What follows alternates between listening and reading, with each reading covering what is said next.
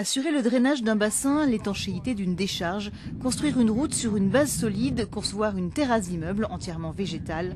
Toutes ces réalisations sont possibles grâce aux couvertures géosynthétiques développées par la PME Affitex. Ces nappes géotextiles sont réalisées ici, dans l'usine de Chartres. Elles associent des mini-drains et des géotextiles. Mais alors, quels sont leurs avantages? Réponse. Les avantages du géosynthétique, c'est de remplacer sur 10 000 m² un chantier comme le parking de Chartres, c'est de remplacer 2000 camions.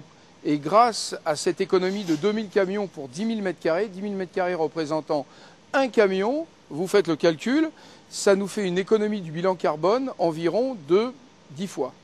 Des avantages appréciés par les clients d'Affitex. Pour preuve, en 10 ans, l'entreprise a multiplié son chiffre d'affaires par 10. Mais alors, comment l'expliquer? Réponse. D'abord, on a pris en main notre destin en intégrant la production des produits et donc en maîtrisant de A à Z le marketing de ces produits et leur positionnement sur ces marchés.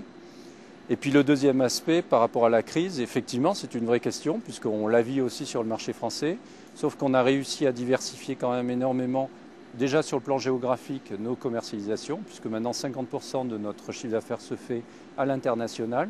Et puis le deuxième aspect, c'est que chaque année, on a développé des nouveaux produits et aujourd'hui, ces produits nouveaux représentent près de 45% de notre chiffre d'affaires.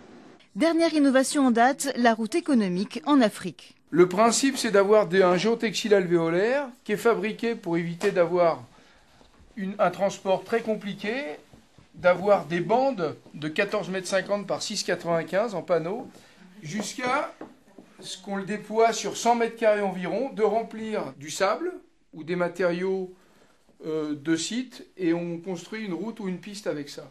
Des innovations qui ont nécessité de nombreux investissements de la part d'Affitex, pas moins de 6 millions d'euros depuis sa reprise par Yves Durkheim et Didier Benamou. Pour l'avenir, l'entreprise, déjà très présente en Afrique, veut continuer son développement à l'international. Objectif, la Pologne et la Russie.